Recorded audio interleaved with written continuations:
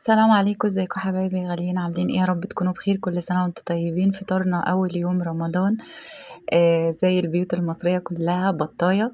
جبتها ونقعتها في ليمون وعيدان قرفة ودقيق وملح وسكر، وغسلتها كويس جدا وشلت الفشة. ده البط بتاع السوبر ماركت.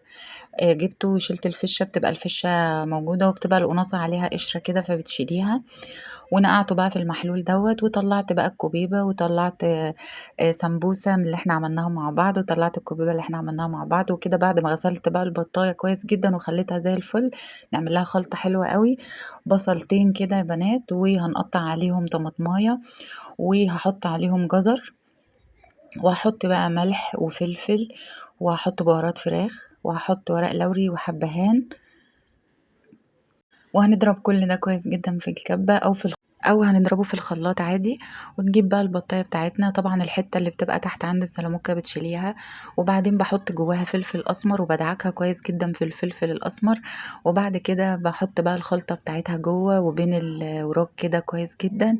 وزي ما انتوا شايفين كده بقى، وهكتفها وادعك بقى من بره ومن جوه بالخلطه بتاعتنا، واودي الجناح بتاعها ورا كده.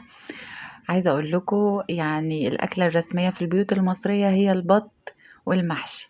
هجيب بقى مية بتغلي على النار، فيها جزر وورق لوري وحبهان وملح وفلفل أسمر وبهارات فراخ.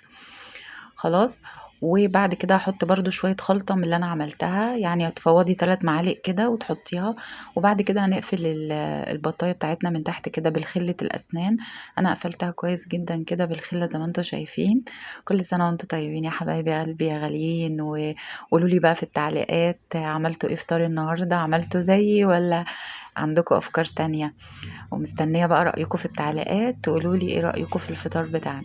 ومية بقى بعد ما غليت من على النار كده، حطيت بقى البطاية واللوازم بتاعتها وغطيتها بقى وسبتها.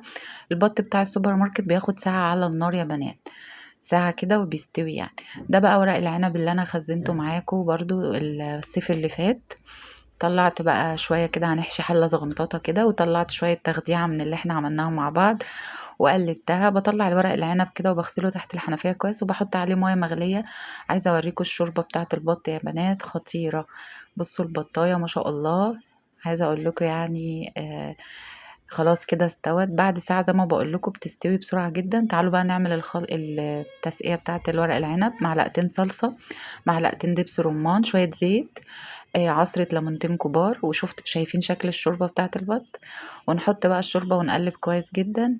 بعد كده نسقي المحشي بتاعنا وندحرج الحلة كده زي ما انتوا شايفين، نحط عليها غطا بقى ونسيبها على النار لحد ما تتشرب. وبعد كده بنهدي عليها النار. وخلاص كده انا عملت كمان صينية جلاش باللحمة المفرومة وهسقيها برضو. وبعد ما خرجت حطيت لها معلقتين قشطة. تعالوا بقى نحمر الكوبيبة. وسلقت الكوبيبة بالطريقة اللي انا عملتها معاكم في الفيديو بتاع الكوبيبة. وبعد ما اتسلقت بجيب بضاية كده وفي شعرة فلفل اسمر، ما بحطش ملح، وبحطها كده في البيض، وبنحط شعرة زيت بسيطة جدا في الطاسة. وبعد كده بنحمرها بالبيض. وده شكل الفطار بتاعنا. ودي شكل البطاية، حمرتها بس بشوية سمنة بلدي كده وخلاص. يا رب الفيديو يكون عجبكم. لو عجبكم الفيديو